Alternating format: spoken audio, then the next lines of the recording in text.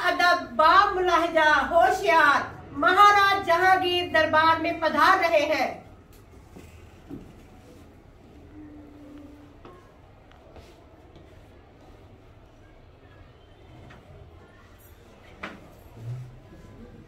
आज के मुकदमे की पैरवी शुरू की जाए। हुजूर, आज का मुकदमा एक औरत के बारे में है जो अपने पति की इजाजत के बिना एक रात घर से बाहर रह के आई है।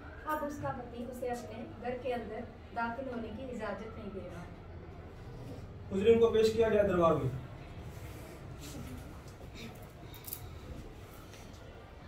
हुजूर, ये मेरी बीवी है और ये कल रात को बाहर गई थी और एक रात बाहर रह के आई है, जो कि हमारा समाज, हमारा परिवार इसको इजाज़त नहीं देता और ये शरीयत के बिल्कुल खिलाफ है। इसलिए हम आपके सामने ये अपना मुकदमा रखते हैं, आप न्याय कीजिए। मैं इस मुकदमे के बाबत काजी साहब की राय जानना चाहता हूँ।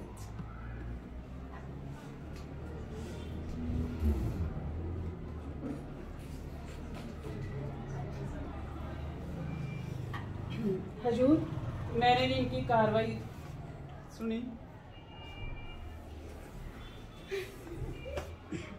मैंने इनकी सारी बातें सुनी और मेरे को लग रहा है कि ये जो दरबारी हैं और इनका शौहर जो है वो सही कह रहा है। हमारी शरीयत जो है वो एक औरत को इजाज़त नहीं देती कि वो अपने पति की आज्ञा के बिना एक दिन दो दिन कैसे भी वो घर से बाहर रहकर।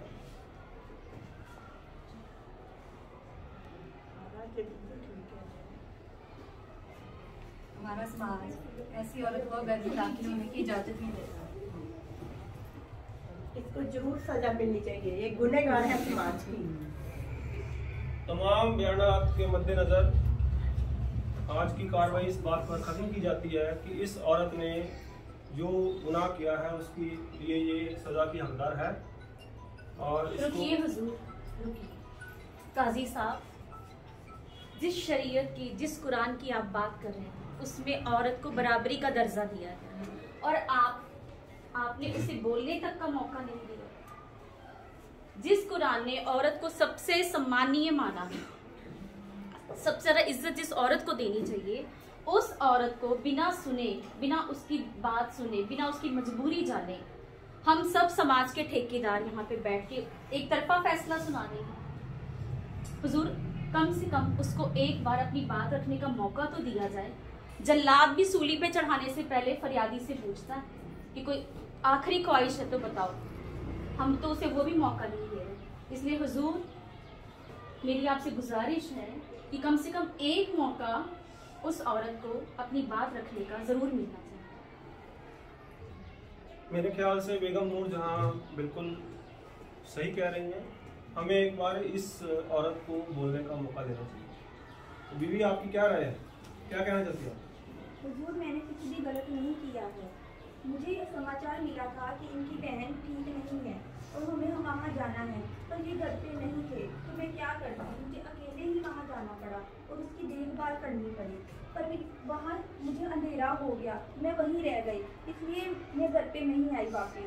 आप चाहे तो इनकी बहन से पूछ सकते हैं, मैंने कुछ भी गलत नहीं किया है और ना ही कोई गुनाह किया है।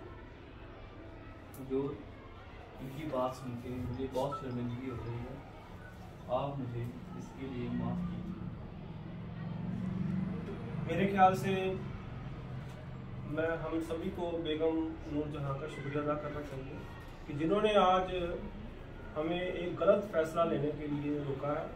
और आज का जो फैसला है इसमें हमें सभी को ये सीख लेनी चाहिए कि जब भी कोई मुकदमा आएगा किसी औरत के बारे में, हमें कम से कम उसकी राय जरूर जाननी चाहिए। मैं शुक्रगुजार हूँ और आज का जो मुकदमा है वो नूरजहां के फैसले के नाम से याद किया जाएगा।